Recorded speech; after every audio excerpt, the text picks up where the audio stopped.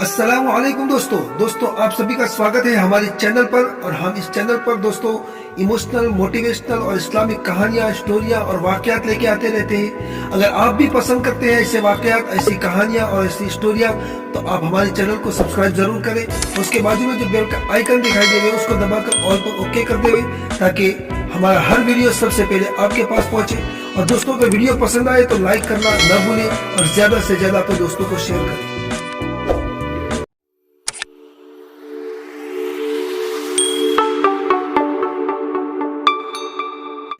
अस्सलामु अलैकुम व रहमतुल्लाहि व बरकातुहू।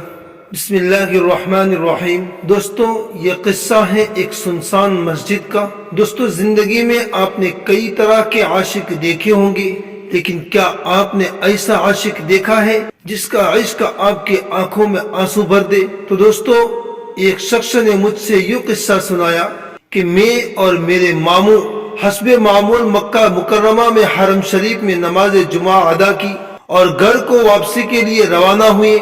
शहर से बाहर निकलकर सड़क के किनारे कुछ फासले पर एक बेआबाद सुनसान मस्जिद आती है। मक्का शरीफ को आते जाते सुपर हाईवे से बाहर गुजरते हुए उस जगह और उस मस्जिद पर हमारी नजर पड़ती रहती है और हम हमेशा उधर से ही गुजर कर जाते हैं। मगर आज जिस चीज ने मेरी तवज्जो अपनी तरफ खींच ली थी वो थी एक नीले रंग की फोर्ड कार जो मस्जिद की खस्ता हाल दीवार के साथ खड़ी थी। चंद लम्हे तो मैं सोचता रहा कि इस कार का इस सुनसान मस्जिद के पास क्या काम, मगर अगले लम्हे मैंने कुछ जानने का फैसला करते हुए अपनी कार की रफ्तार कम करते हुए मस्जिद की तरफ जाती कच्ची साइड रोड पर डाल दिया। हमने अपनी कार को मस्जिद से दूर कुछ फासले पर रोका और पैदल मस्जिद की तरफ चले। मस्जिद के नजदीक जाने पर अंदर से किसी की पुरसोज आवाज में सूरह रहमान तिलावत करने की आवाज आ रही थी। पहले तो यही इरादा किया कि बाहर रहकर ही इस खूबसूरत तिलावत को सुने, मगर फिर ये सोचकर कि इस बोसीदा मस्जिद में जहां अब परिंदे भी शायद न आते हो, अंदर जाकर देखना तो चाहिए कि क्या हो रहा है।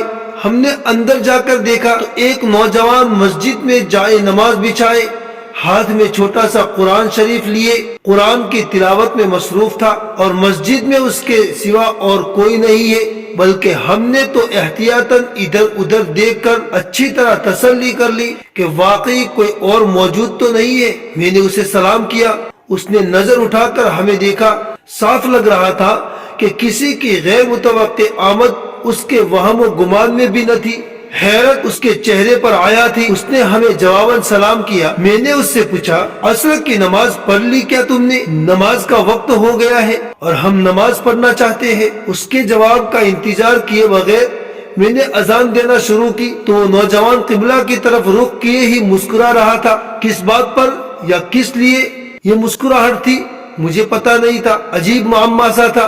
फिर अचानक ही उस नौजवान ने एक ऐसा जुमला बोला कि मुझे अपने आसाब जवाब देते नजर आए। नौजवान किसी को कह रहा था, मुबारक हो, आज तो बाजमात नमाज होगी। मेरे मामू ने भी मुझे ताज्जुब भरी नजरों से देखा, जिसे मैंने नजरअंदाज करते हुए इकामत कहना शुरू कर दी, जबकि मेरा दिमाग उस नौजवान के इस फकरे पर अटका हुआ था कि मुबारक हो, आज तो बाजमात नमाज होगी। दिमाग में बार बार यही सवाल आ रहा था कि ये नौजवान आखिर किससे बातें करता है।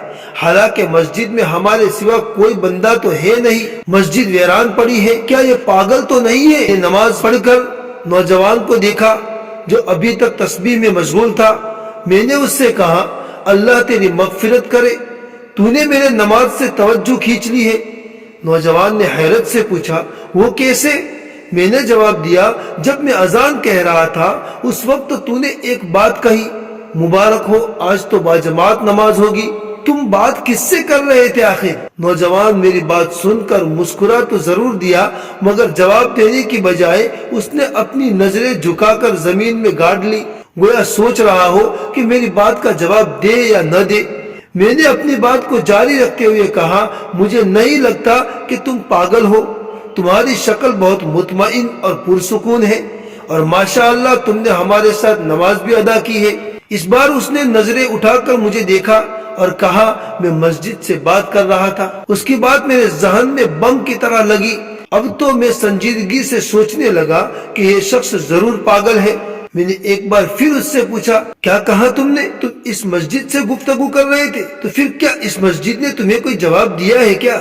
اس نے پھر مسکراتے ہوئے ہی جواب دیا، مجھے ڈر ہے کہ تم کہیں مجھے پاگل نہ سمجھنا شروع کر دو۔ میں نے کہا، مجھے تو ایسا ہی لگ رہا ہے، یہ فقط پتھر ہے، اور پتھر نہ سنتے ہیں اور نہ بولتے ہیں، تو باتیں کس سے کی تم نے؟ نوجوان نے نظریں پھر زمین کی طرف کر لی، جیسے سوچ رہا ہو کہ ہمیں جواب دے یا نہ دے۔ اب کی بار اس نے نظریں اٹھائے بغیر ہی کہا، میں مسجدوں سے عشق کرنے والا انسان ہوں۔ جب بھی کوئی پرانی ٹوٹی پھوٹی یا ویران مسجد دیکھتا ہوں تو اس کے بارے میں سوچتا ہوں، اور مجھے ان ایام کا خیال آ جاتا ہے جب لوگ اس مسجد میں نماز پڑھا کرتے ہوں گے۔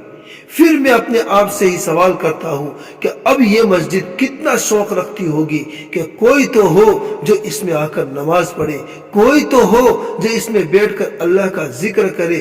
میں مسجد کی اس تنہائی کے درد کو محسوس کرتا ہوں کہ کوئی تو ہو جو ادھر آ کر تسبیح و تحلیل کرے، کہ کوئی تو ہو جو آ کر چند آیات پڑھ کر ہی اس کی دیواروں کو سنا دے۔ میں تصور کر سکتا ہوں کہ مسجد کس قدر اپنے آپ کو باقی مساجد میں تنہا پاتی ہوگی، کس قدر تمنا رکھتی ہوگی کہ کوئی آ کر چند رکعتیں اور چند سجدے ہی ادا کر جائے۔ اس میں کوئی بھولا بھٹکا مسافر یا راہ چلتا انسان آ کر ایک اذان ہی بلند کر دے۔ پھر میں خود ہی ایسی مسجد کو جواب دیا کرتا ہوں کہ اللہ کی قسم میں ہوں جو تیرا شوق پورا کروں گا، اللہ کی قسم میں ہوں جو تیرے آباد دینوں جیسے ماحول کو زندہ کروں گا۔ پھر میں ایسی مسجد میں داخل ہو کر 2 رکعت نماز پڑھتا ہوں اور قرآن شریف کے ایک سپارے کی تلاوت کرتا ہوں۔ میرے بھائی، تجھے میری باتیں عجیب لگے گی، مگر اللہ کی قسم میں مسجدوں سے پیار کرتا ہوں، میں مسجدوں کا عاشق ہوں۔ میری آنکھیں آنسوؤں سے بھر گئی۔ اس بار میں نے اپنی نظریں زمین میں ٹکا دی کہ کہیں نوجوان مجھے روتا ہوا نہ دیکھ لے۔ اس کی باتیں، اس کا احساس، اس کا عجیب کام اور اس کا عجیب اسلوب، کیا عجیب شخص ہے جس کا دل مسجدوں میں اٹکا رہتا ہے۔ میرے پاس کہنے کے لیے اب کچھ بھی تو نہیں تھا، صرف اتنا کہتے ہوئے کہ اللہ تجھے جزائے خیر دے، مجھے اپنی دعاؤں میں یاد رکھنا، اٹھ کھڑا ہوں۔ مگر ایک حیرت ابھی بھی باقی تھی۔ نوجوان نے پیچھے سے مجھے آواز دیتے ہوئے کہا تو میں دروازے سے باہر جاتے جاتے رک گیا۔ نوجوان کی نگاہیں ابھی بھی جھکی ہوئی تھی اور وہ مجھے کہہ رہا تھا، جانتے ہو جب میں ایسی ویران مساجد میں نماز پڑھ لیتا ہوں تو کیا دعا مانگا کرتا ہوں؟ میں نے صرف اسے دیکھا تاکہ بات مکمل کرے۔ اس نے اپنی بات کا سلسلہ جاری رکھتے ہوئے کہا، میں دعا مانگا کرتا ہوں کہ اے میرے پروردگار، اے میرے رب، اگر تو سمجھتا ہے کہ میں نے تیرے ذکر اور تیرے قرآن کی تلاوت اور تیری بندگی سے اس مسجد کی وحشت اور ویرانگی کو دور کیا ہے، اس کے بدلے میں تو میرے ماں باپ کی قبر کی وحشت اور ویرانگی کو دور فرما دے، کیونکہ تو ہی رحم و کرم کرنے والا ہے۔ مجھے اپنے جسم میں ایک سنسناہٹ سے محسوس ہوئی، میں اپنے آپ پر قابو نہ رکھ سکا اور پھوٹ پھوٹ کر رو دیا۔ کیا عجیب تھا یہ نوجوان، اور کیسی عجیب محبت تھی اسے والدین سے، کس طرح کی تربیت پائی تھی اس نے۔ کیا کبھی آپ میں سے کسی نے یہ سوچا ہے کہ موت کے بعد کیا ہوگا؟ دوستو، موت کے بعد کیا ہوگا؟ تنگ و تاریک گڑھا، کھٹا ٹوپ اندھیرا، وحشت اور ویرانگی، سوال و جواب، سزا و جزا، اور پھر جنت یا دوزخ۔ دوستو، اگر موت کے بعد کی زندگی کو پرسکون بنانی ہے تو مسجدوں کو آباد کرے۔ انشاءاللہ اللہ ہماری موت کے بعد کی زندگی آباد کر دے گا۔ اللہ ہمیں نیک اعمال کی توفیق عطا فرمائے اور ہمارا نیکی پر خاتمہ فرمائے۔ آمین ثم آمین۔